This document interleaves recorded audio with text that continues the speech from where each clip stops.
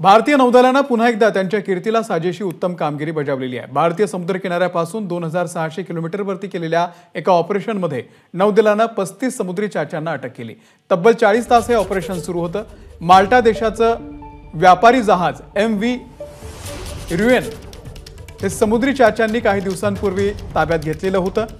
त्याची खबर 15 मार्च रोजी भारतीय नौदलाची युद्धनौका INS कोलकाताला मिळाली। तेव्हापासून भारतीय नौदलाची या जहाजावरची नजर होती। नौदलानं ड्रोन पाठवलं होतं, पण हे ड्रोन या चाच्यांनी हाणून पाडलं। त्यानंतर नौदलानं C-16 हेलिकॉप्टरच्या सहाय्यानं मरीन कमांडो पाठवले। तब्बल 40 तासांनी सर्व कर्मचाऱ्यांची सुटका झाली। आढावा घेतलाय सूरज ओझानं। इंडियन कोस्टहून जवळपास 1400 नॉटिकल माइल्सच्या अंतरावर इंडियन नेव्हीने एक मोठा ऑपरेशन केला आणि त्या ऑपरेशनमध्ये जवळपास 35 पायरेट्स यांना ताब्यात घेण्यात आलं आहे।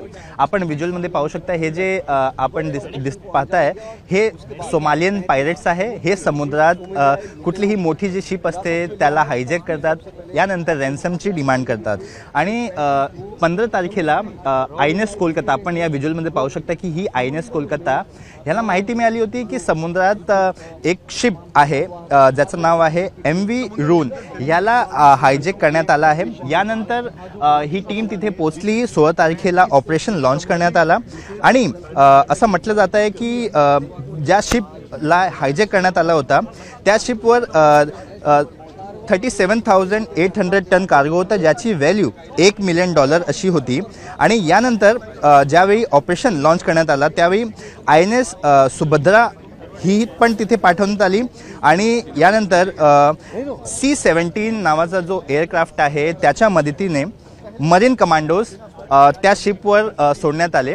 आणि हे ऑपरेशन केव्हा करण्यात आलं?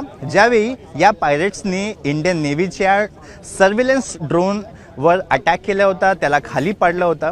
यानंतर ॲग्रेसिव्ह होऊन इंडियन नेव्हीने ऑपरेशन केला आणि जवळपास 40 तासानंतर ह्या लोकांना त्यांच्या ताब्यात घेतला।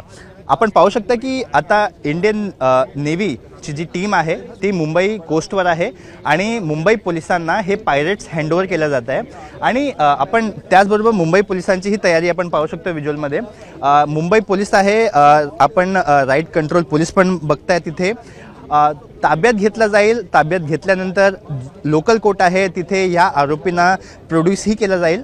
मुंबई पोलीस यांची कस्टडीची मागणी करणार आहे आणि पुढील लीगल कारवाई आहे ती केली जाणार आहे। कॅमेरा पर्सन कृष्णा खापरेसह सूरज ओझा, ABP माझा, मुंबई। ABP माझा, उघडा डोळे बघा नीट।